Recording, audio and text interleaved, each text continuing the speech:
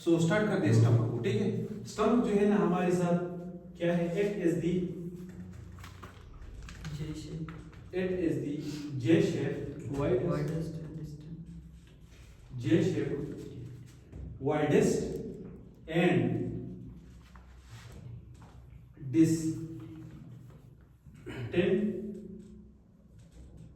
distendable organ of GIT, ठीक है जी। अब इसको widest and distensible part of जेटी इसलिए कहते हैं ना कि ये हमारे साथ 9 क्वाड्रेंट थे। एब्डोमेन की कितने क्वाड्रेंट्स थे हमारे साथ? 9 क्वाड्रेंट, ठीक है, 9 क्वाड्रेंट थे हमारे साथ। अब उस क्वाड्रेंट को ड्रा करते हैं।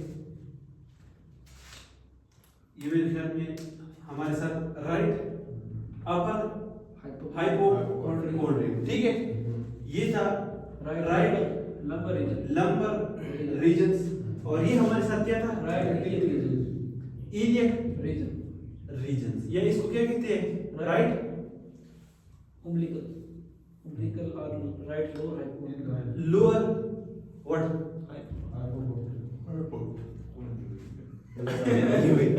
ऊपर के साथ जो था epigastric region,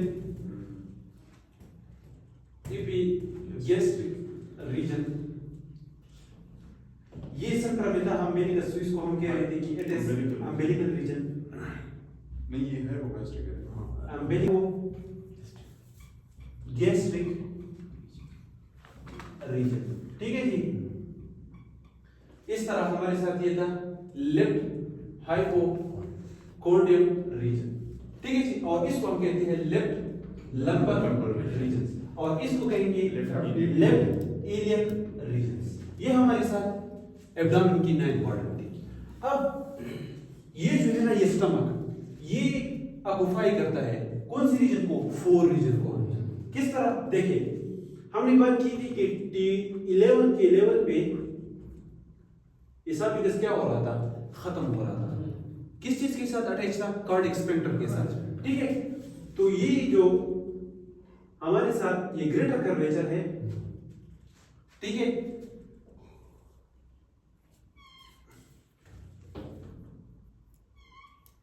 and this is lesser curvature, clear है?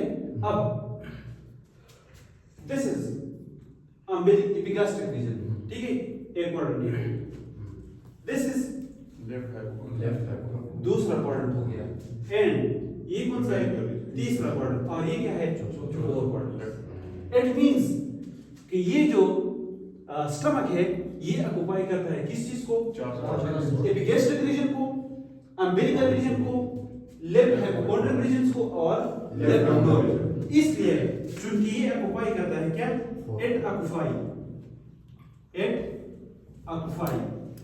4 quadrants of what? Excellent, of abdomen. So therefore we call it stomach. Therefore we call it widest and distendable part. ठीक है जी, इसलिए हम इसको क्या कहते हैं? Widest and distensible part. Okay, now अब हमारे साथ, ठीक है, ये चूंकि 4 क्वाड्रेंट को क्या करता है? ऑक्युपाई करते हैं। Therefore it is called what? Widest and distensible part, ठीक है जी। नाउ अब ये स्टमक जो है ना, ये मेरे साथ जे शेप है। अब देखो इस पार्ट को ना, स्टमक के कितने पार्ट्स हैं हमारे साथ? स्टमक के हमारे साथ है 4 पार्ट्स। कितने? 4 पार्ट्स, ठीक है।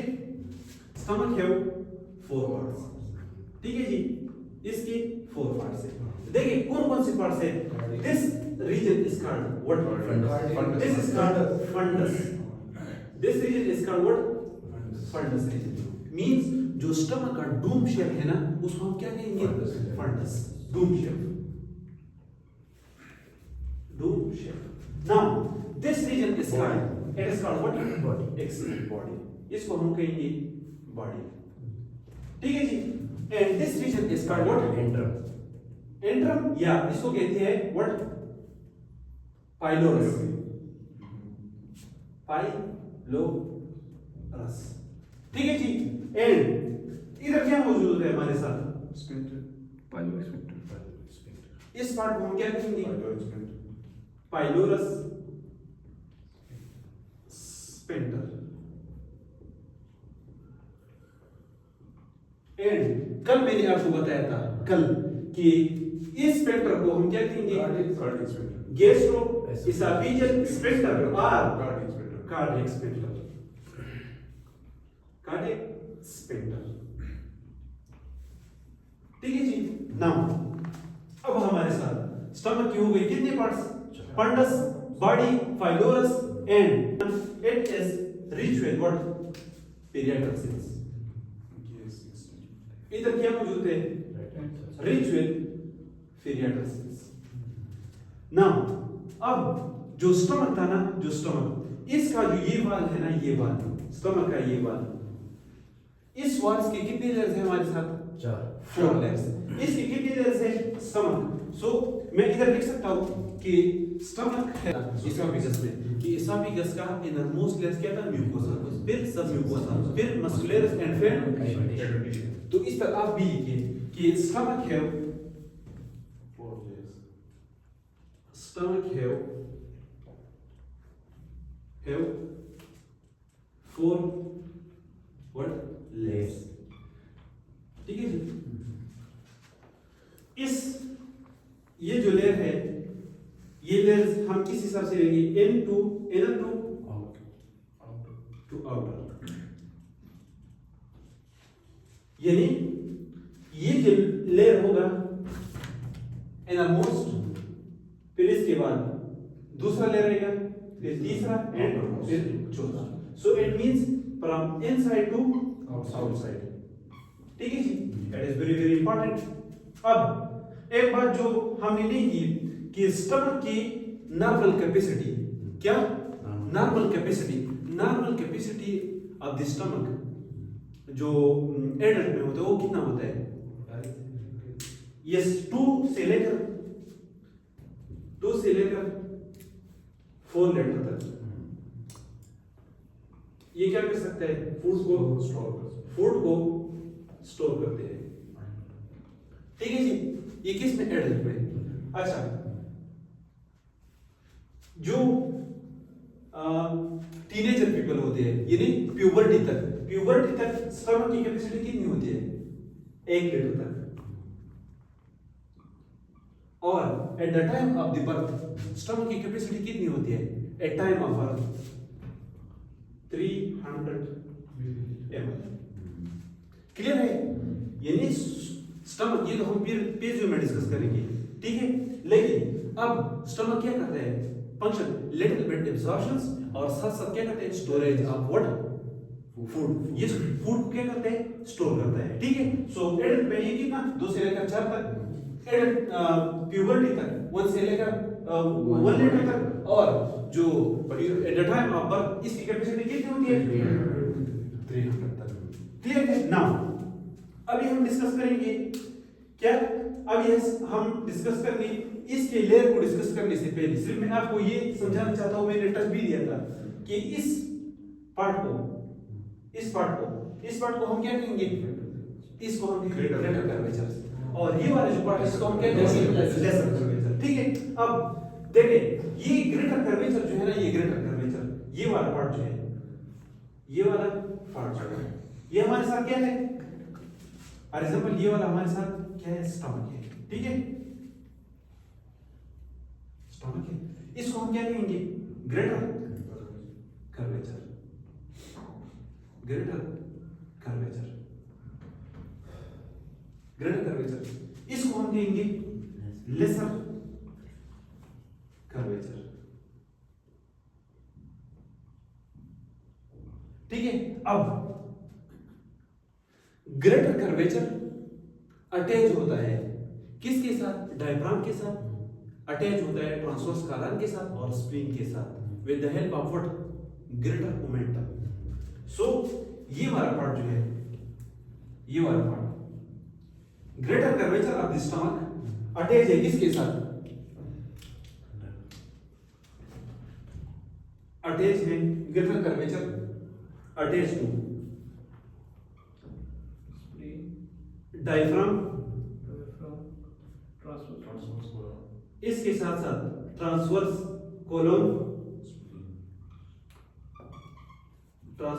कोलन और spleen through what it is called greater omentum. और आपको पता है व्हाट इज मोमेंटम? मोमेंटम है क्या चीज? मोमेंटम एक लिगामेंट है। क्या लिगामेंट है? एब्डोमेन में लिगामेंट यूजुअली क्या करता है? Bone to bone attachment. लेकिन एब्डोमेन में है बोन हमारे पास? नो, एब्डोमेन में तो बोन नहीं है। लिगामेंट्स का मतलब ये है इधर कि the structure which connect the stomach to any solid organ is called what? Momentum. यानी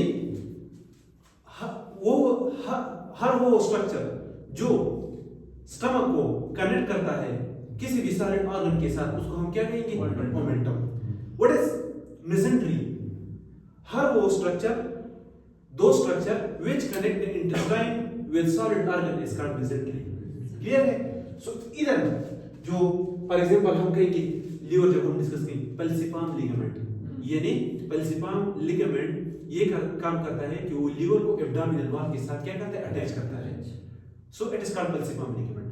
मोमेंटम मींस कि स्टमक को किसी सॉलिड ऑर्गन के साथ अटैच करना, it is called what? Omentum. एक हमारे साथ ग्रेटर मोमेंटम होता है, एक हमारे साथ लेसर मोमेंटम। जो लेसर कर्वेचर, ये स्टमक है ना, स्टमक हमारे साथ इन चारों क्वाड्रेंट्स को ऑक्युपाई करता है, ठीक है? इसका जो लेसर कर्वेचर है वो किसके साथ अटैच है? लीवर के साथ। इधर क्या मौजूद है? इधर हमारे साथ लीवर मौजूद है, लीवर। और लेसर कर्वेचर को किसके साथ अटैच करना? लीवर के साथ। It is called what? Lesser momentum. इसको हम कहेंगे क्या? Laser momentum. क्लियर है फसल? और greater momentum means the ligament which connect the greater curvature of the stomach with any solid organ is called what? Greater momentum। और ये connect करता है डायफ्राम को, ट्रांसवर्स कोलन को और स्प्लीन को, इसके साथ greater curvature का। It is called greater momentum। इधर तक क्लियर है? अच्छा जी, नाउ अभी हम डिस्कस करेंगे किस चीज को? लेयर ऑफ दी स्टमक को, ठीक है? हमारे साथ स्टमक की 4 लेयर्स है, ठीक है जी? अब वो कौन कौन सी लेयर है? हमारे साथ जो इनरमोस्ट लेयर है ना, इनरमोस्ट लेयर, उसको हम कहेंगे क्या? म्यूकोसा। फिर म्यूकोसा के बाद आएगा व्हाट? सब म्यूकोसा। एक्सीलेंट, सब म्यूकोसा, ठीक है जी? फिर सब म्यूकोसा के बाद जो लेयर्स आता है उसको हम क्या कहते हैं? इसको हम कहते हैं मस्कुलरस। ठीक है जी? और इसके बाद जो हमारे साथ वो स्ट्रक्चर आता है last, it is called what? Serosa. अब कल मैंने इस इसोफेगस के आउटर मोस्ट लेयर को क्या कहते हैं? एडवेंटिशिया। और इधर मैंने सीरोसा किया। Why? What is the reason? ये उधर कनेक्टिव टिश्यू था और ये अभी हम डिस्कस करेंगे ये जो सीरोसा है ना, अगर जीआईटी का any parts, outer most part, वो पेरिटोनियम के साथ अटैच है, इसको मैं सीरोसा कहूंगा। अगर जीआईटी का वो ऑर्गन जो पेरिटोनियम के साथ अटैच नहीं किया, उसको मैं क्या कहूंगा? एडवेंटिशिया। सो रेट्रो पेरिटोनियल ऑर्गन जितने हैं जो पेरिटोनियम के बाहर पड़े हैं, फॉर एग्जांपल पेरिटोनियम के बाहर क्या पड़े हैं? एड्रिनल ग्लैंड पड़ा है, किडनी पड़ी है, इसके अलावा इसोफेगस पड़ा है, ड्यूडेनम पड़ा है, इसको कहते हैं रेट्रो पेरिटोनियल ऑर्गन। सो जो इसका जो आउटर लेयर है ना, उसको हम एडवेंटिशिया कहेंगे, और जो पेरिटोनियम के अंदर अटैच है, सो इसको हम क्या कहेंगे? सीरोसा कहेंगे, ठीक है जी? ना अब हमारे साथ ये क्या है? म्यूकोसा है। सो अब ये म्यूकोसा जो है ना, ये इनरमोस्ट लेयर है। व्हाट? जबरदस्त। म्यूकोसा is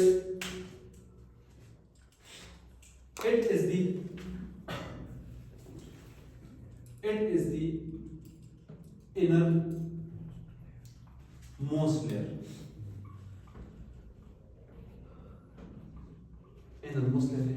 अब कल मैंने बताया था आपको कि म्यूकोसा जो हमेशा होता है वो कौन से पार्ट में होते हैं? दो पार्ट में। एक को हम कहेंगे एपिथेलियम, क्या कहेंगे? एपिथेलियम। और दूसरा मैंने बताया लेमिना प्रोप्रिया। यानी जो इनरमोस्ट लेयर है ये दो चीजों से बना है, एपिथेलियम से और लेमिना प्रोप्रिया से। अब जो एपिथेलियम ऑफ द स्टमक है, अब म्यूकोसा, ये कौन सा है? Simple columnar, excellent, columnar epithelium. ठीक है जी। और लिम्ना प्रोप्रिया जो है इसमें क्या है? इसमें लूज कनेक्टिव टिश्यू है, लूज कनेक्टिव टिश्यूज। यानी ये जो लेमिना प्रोप्रिया है ये प्रोवाइड करेगा support and nutrition toward this epithelium. Clear है जी। अब अगर मैं किस चीज को, म्यूकोसा को, ये जो इनरमोस्ट लेयर है इसको मैं क्या करूं? इसको मैं जूम करूं माइक्रोस्कोप में, ठीक है जी। क्या करूं? जूम करूं। देखो फॉर एग्जांपल इस छोटे हिस्से को, अब म्यूकोसा को मैंने क्या कर दिया? अलग कर दिया, ठीक है जी। अब हमारे साथ देखिए, this is the basement membrane और इसके ऊपर क्या पड़ा है? Columnar epithelium, excellent, columnar epithelium.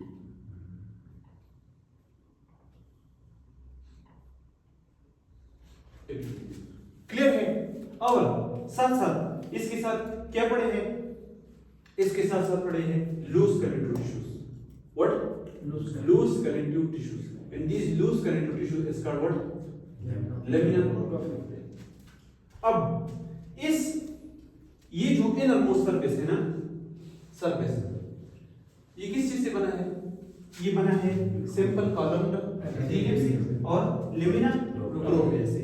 और इस लेमिना प्रोप्रिया में हमारे साथ क्या है? लूज कनेक्टिव टिश्यूज है, ठीक है जी। अब दूसरा नंबर जो हमारे साथ ये वाला लेयर आएगा इसको हम क्या कहेंगे? सब म्यूकोसा। तो सब म्यूकोसा में हमारे साथ क्या थे? ब्लड वेसल्स थे,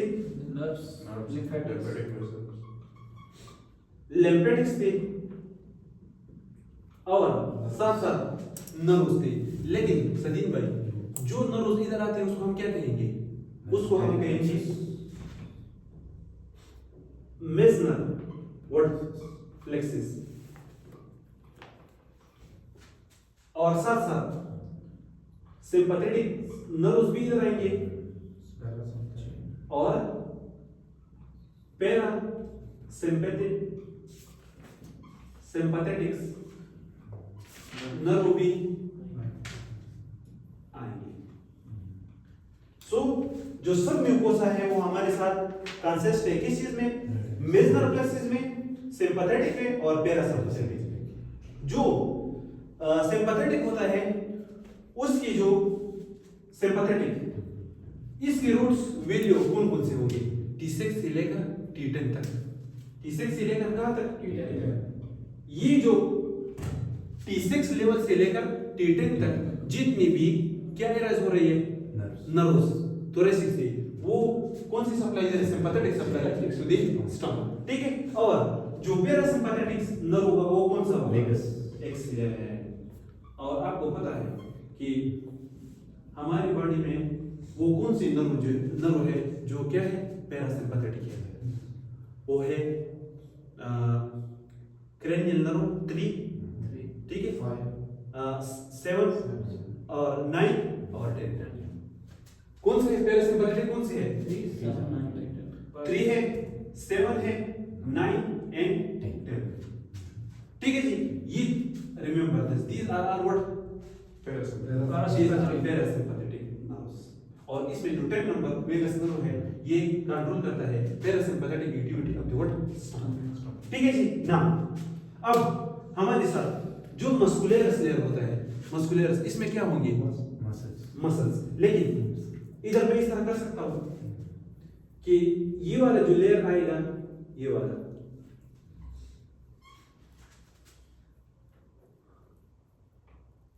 जो नर्व्स आए हैं, ये कौन सा लेयर होगा? It is called submucosa. Clear है? इसमें वेसल्स और नर्व्स और लिम्फेटिक्स होंगे। ठीक है जी। नाउ इसके बाद जो लेयर्स आएगा वो हमारे साथ क्या होगा? मस्कुलर्स। और आपको पता है कि मस्कुलर्स में कौन से मसल्स होते हैं? इसमें हमारे साथ लॉन्गिट्यूडिनल्स और ये मसल्स होते हैं, लेकिन direct it is called smooth muscles. क्या होंगे? Excellent, smooth muscles. और इस पे क्या होंगे? रिसेप्टर होंगे। क्या? रिसेप्टर। और ये रिस्पांसिबल है किस चीज के लिए? पेरिस्टालिसिस के लिए। एक्सीलेंट। सो पेरिस्टालिसिस का peristalsis help in the peristalsis because it consists of what?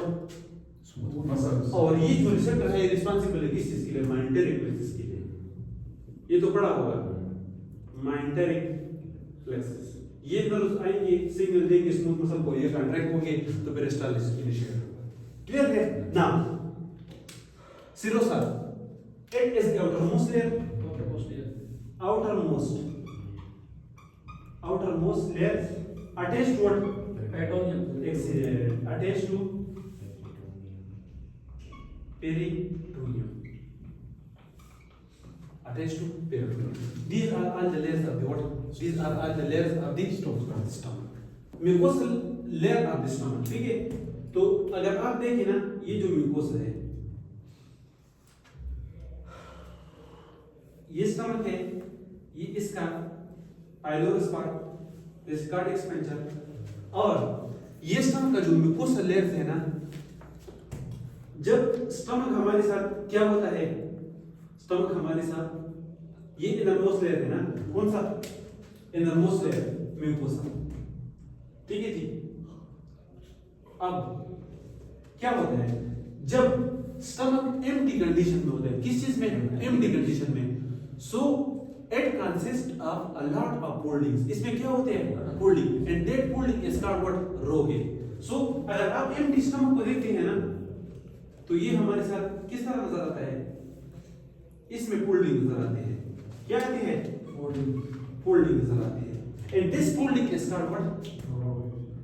excellent. और ये rogue formations क्यों होता है? ये जो mucosal layers है, ये folding palm में मौजूद होता है, और this folding palm is called what? rogue. और it increase excellent, it increase surface area of what? stomach. ठीक है जी। नाउ इस म्यूकोसल फोल्डिंग पे एक कोट मौजूद होता है। क्या मौजूद होता है? कोट मौजूद है, प्रोटेक्टिव कवरिंग। और ये प्रोटेक्टिव कवरिंग क्या करता है? ये प्रोटेक्ट करता है इस म्यूकोसल लाइनिंग को। ये जो म्यूकोसल लाइनिंग है, यानी स्टमक की म्यूकोसल लेयर्स पे एक प्रोटेक्टिव कोट मौजूद होता है। क्या? प्रोटेक्टिव कोट मौजूद होता है। दिस प्रोटेक्टिव कोट क्या करता है? ये हमारे साथ जो HCl सिक्रेट होगा ना, क्या? HCl, ये म्यूकोसल लेयर को इससे प्रोटेक्ट करेगा। ठीक है जी। अब ये म्यूकोसल कोट जो है ना, ये म्यूकोसल कोट जो होता है, ये कौन बनाता है? प्रोस्टाग्लैंडिन। कौन बनाता है? प्रोस्टाग्लैंडिन। और आप मुझे बताइए, ये हमारे साथ एराकिडोनिक एसिड है, फास्फोलिपिड और फास्फोलिपिड एराकिडोनिक एसिड में कन्वर्ट होता है, और एराकिडोनिक एसिड प्रोस्टाग्लैंडिन में कन्वर्ट करता है कौन कन्वर्ट करता है? साइक्लोऑक्सीजिनेज। कौन का? Excellent, cyclooxygenase. ये साइक्लोऑक्सीजिनेज कौन बनाता है? क्या बनाता है? प्रोस्टाग्लैंडिन। और ये प्रोस्टाग्लैंडिन स्टमक में प्रोटेक्टिव कवरिंग बनाते हैं किसके ऊपर? म्यूकोसा के ऊपर, टू प्रोटेक्ट एंड प्रमोट। ठीक है। अब अगर ये प्रोटेक्टिव कवरिंग खत्म हो जाएगा। तो ये म्यूकोसा एक्सपोज होगा किस चीज को? HCl। It will lead to what? जब leceration of the mucosa हो जाए तो क्या हो जाएगा? Ulcer। Gastritis। और जब ये डीप चला जाए कहाँ तक? Ulceration। Mucosa तक। It is called what? Ulceration. So this prostaglandin is very necessary for what? For the coating of the mucosa. ठीक है जी। अब हमारे साथ ये जो mucosal layers है ना, ये किस तरह नजर आते हैं अपने स्टमक पे? रोगी की तरह, फोल्डिंग में। फॉर एग्जांपल इस तरह नजर आता है। ठीक है जी। अब ये जो रीजन है ना, ये वाला रीजन इसको कहते हैं गॉस्ट्रिक व्हाट फिट्स। इसको क्या कहते हैं? और इसको कहते हैं लैंगिट्यूडनल फोल्ड, लैंगिट्यूडिनल फोल्ड। ये मैंने क्या कर दिया, ये जो म्यूकसल लेयर था ना, इसको मैंने क्या कर दिया, जूम कर दिया। ठीक है, और ये तो हमें फोल्डिंग के पास में नजर आता है। सो इस रीजन को क्या कहेंगे? Gastric fits. और इस रीजन को क्या कहेंगे? लैंगिट्यूडिनल फोल्ड। ठीक है जी। अब सदीक भाई, ये जो बेस है ना म्यूकोसा के, इस बेस पे क्या मौजूद होता है? ग्लैंड्स मौजूद होते हैं। ठीक है, क्या मौजूद होते हैं? ग्लैंड्स। यानी म्यूकोसा के बेस पे हमारे साथ क्या मौजूद होते हैं? एक्सीलेंट्स ग्लैंड्स मौजूद होते हैं। ठीक है जी। इसको हम क्या कहेंगे? इसको हम कहेंगे गैस्ट्रिक ग्लैंड्स। और ये गैस्ट्रिक ग्लैंड किसका पार्ट है? Mucosa. Excellent gastric glands. Clear? यानी जो म्यूकोसा है उसको मैंने जूम कर दिया। जब मैं वो मुझे इस तरह नजर आ गया, इस रीजन को, जो रीजन था दो लैंगिट्यूडिनल पोर्ट्स के दरमियान, इसको मैं गैस्ट्रिक फिट्स कहता हूँ।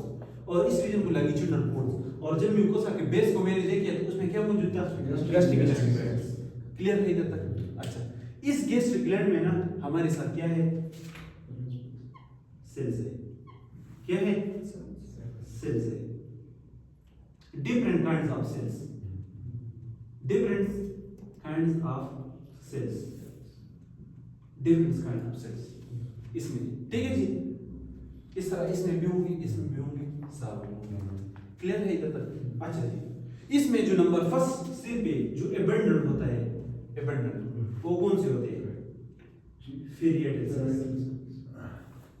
फेरिएटल सेल्स। ठीक है जी। अच्छा, अभी मैं इस तरह करता हूं आपकी आसानी के लिए कि इस पार्ट को गैस्ट्रिक ग्लैंड, ठीक है, और इस गैस्ट्रिक ग्लैंड में सेल्स है डिफरेंस।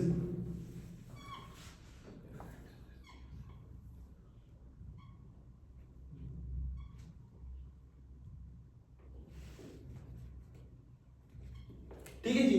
अब फसल इस सेल्स को, जो सेल्स मौजूद है, इसको मैं क्या कहूंगा? पीरियडल सेल्स। और आप मुझे बताइए कि पीरियडल सेल्स का जो म्यूकोसा था, सिंपल कॉलमनर एपिथेलियम, उसके बेस पे क्या मौजूद था? Gastric gland. और इस गैस्ट्रिक ग्लैंड को मैंने पहले जूम कर दिया, उसके अंदर डिफरेंट टाइप ऑफ सेल मौजूद थे। उस सेल्स को सबसे पहले सेल जो था वो क्या था? पीरियडल सेल्स। और आप मुझे बताइए कि पीरियडल सेल क्या करता है? HCl production. Number 8 HCl production. ठीक है जी। इसके अलावा दूसरा काम ये क्या करता है? It release intrinsic factor. What? Intrinsic factor.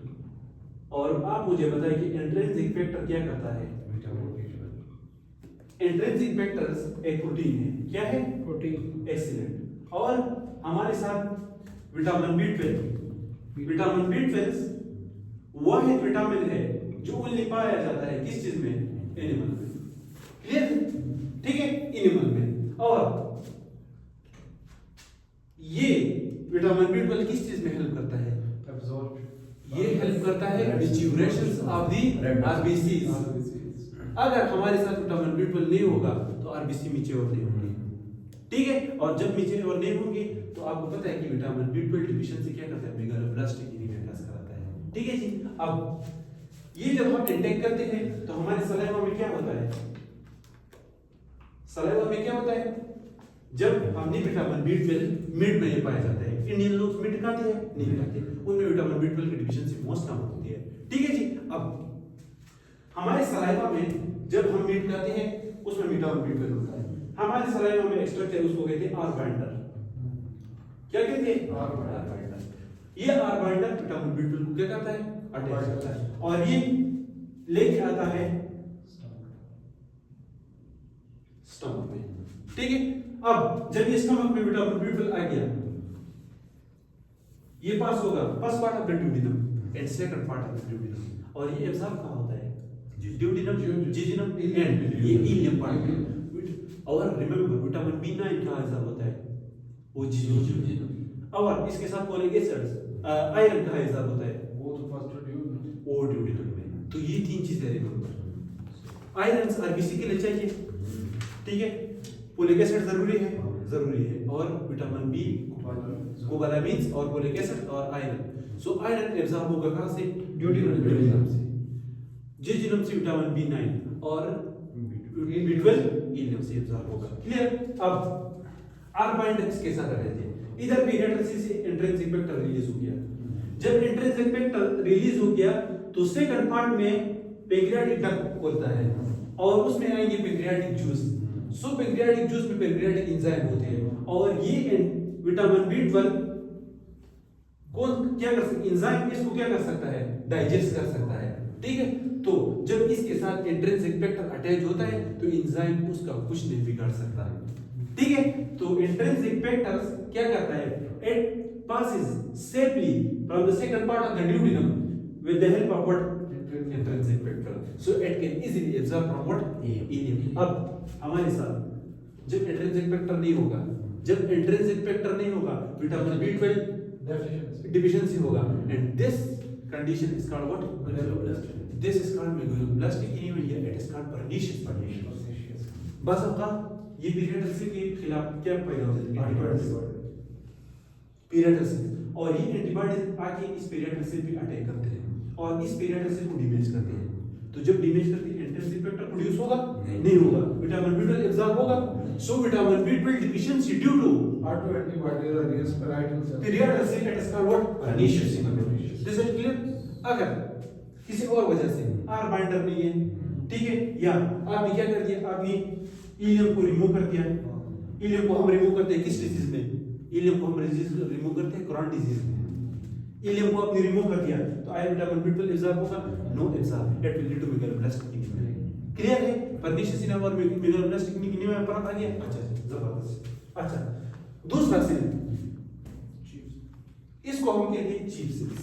और चीफ सेल जो है ना, यानी म्यूकोसल ग्लैंड में क्या है? पेरियाडल सेल। दूसरा सेल चीफ सेल। और सलीम भाई चीफ सेल क्या करता है? पेप्सिनोजिन को प्रोड्यूस करता है और जिस एंजाइम के एंड में जिन आएगा इट विल बी इनएक्टिव, वो इनएक्टिव होगी। सो चीफ सेल क्या करता है? पेप्सिनोजिन को क्या करता है? सीक्रेट करता है। ठीक है। अब ये एचसीएल जब प्रोड्यूस होगा, ये स्टमक पीएच को मेंटेन करता है लेस देन 2 और पेप्सिनोजिन के लिए पीएच लेस देन 2 चाहिए to become activated, and active form is called what? Pepsin. और पेप्सिन क्या करता है? partial digestion of what? protein. So carbohydrates की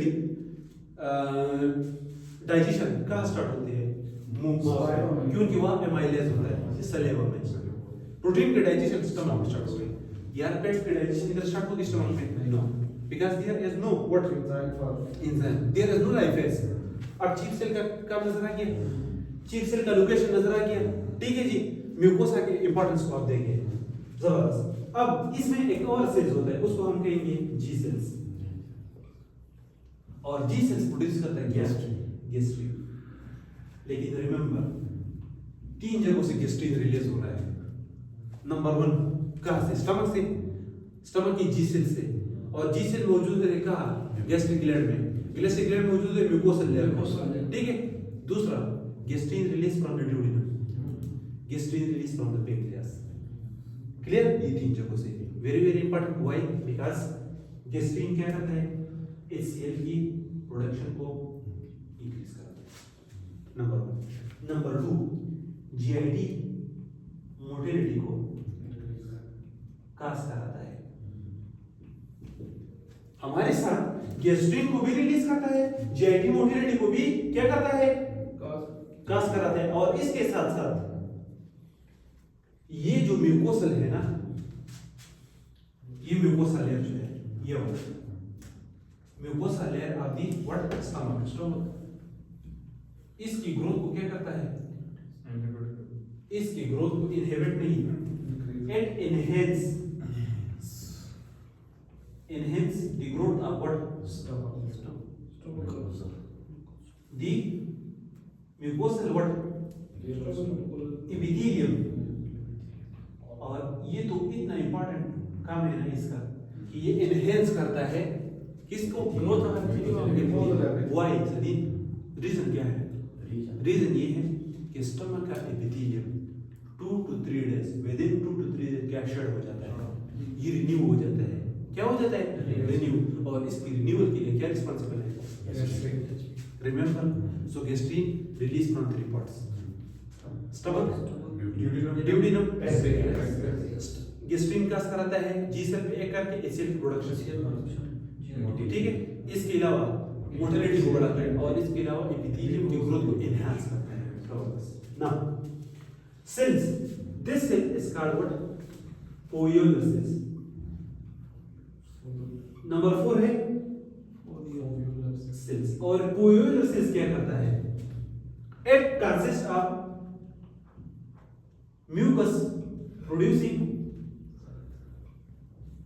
cells.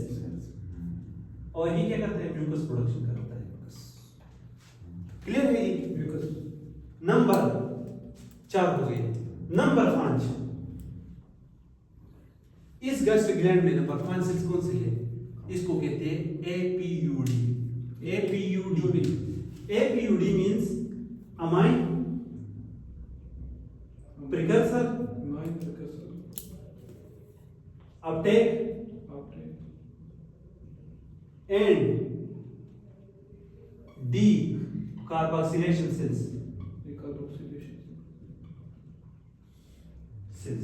और शॉर्ट इसको कहते हैं APUD. Very very important. और सलीम भाई ये क्या करता है? ये सेरोटोनिन को प्रोड्यूस कराता है. काज द सेरोटोनिन प्रोडक्शन. और आप मुझे बताइए, जब इस सेल्स की मैलिग्नेंसी हो जाएगी तो क्या हो जाएगा? It will lead to carcinoid syndrome. Carcinoid syndrome का नाम सुना है? जिसमें क्या हो जाता है? सेरोटोनिन का लेवल बहुत ज्यादा बढ़ जाता है. और जब सेरोटोनिन का लेवल बहुत ज्यादा बढ़ जाता है और इसका मैलिग्नेंसी हो जाती है तो हमारे साथ कौन सी? वोमिटिंग होगी, नाजिया होगा, फ्लशिंग होगा, डायरिया होगा. It is the sign symptom of what? Carcinoid. और वजह क्या है? FDF is malignancy of what? This cells, so it will lead to what? Carcinoid syndrome. और कार्सिनॉइड सिंड्रोम में क्या होगा? फ्लशिंग होगी, इसके अलावा वोमिटिंग होगी, इसके अलावा नाजिया एंड डायरिया. ठीक है. It is the APUD cells. और इसके अलावा हमारे साथ जो लास्ट सेल्स है ना, लास्ट सेल्स, उसको हम कहते हैं एंटीरोक्रोमाफिन सेल्स. क्या? एंटीरोक्रोमाफिन सेल्स. 5 और 6 नंबर सेल जो है ना, 6 नंबर सेल, उसको हम कहते हैं क्या? एंटीरोक्रोमाफिन सेल्स. Chromaffin what? सेल्स. और एंटीरोक्रोमाफिन सेल क्या करता है? वो प्रोड्यूस करता है हिस्टामिन. और हिस्टामिन क्या करता है? सलीम, HCl की प्रोडक्शन को क्या करता है? सो रिवाइज करता हूं क्विकली. गैस्ट्रिक म्यूकोसा, म्यूकोसा में क्या है? At the base of the mucosa glands, उस ग्लैंड में पीरियडल सेल्स प्रोड्यूस कर रहा है HCl. दूसरा सेल जो Chief cell. Chief cell produce करता है Pepsinogen. गेस्ट्रिन प्रोड्यूस करता है G cell. गेस्ट्रिन प्रोड्यूस करता है वो क्या करता है HCl प्रोड्यूस करता है इसके साथ जीआईटी मोटिलिटी को कस कराता है और न्यूक्लियर के लाइंस को क्या करता है फिर फोलियो सेल्स है वो हमारे साथ क्या करते हैं Mucous production. फिर एपीयूडी सेल्स यानी amine precursor uptake and decarboxylation cells ये क्या करते हैं सेरोटोनिन प्रोडक्शन को बढ़ाता है फिर हमारे साथ कौन सा सेल है एंटीरोक्रोमाटिन और एंटीरोक्रोमाटिन क्या करता है histamine so HCl from here HCl from here HCl from here so mucosa stomach is full of what HCl. gastric content and this HCl and pH is less than 2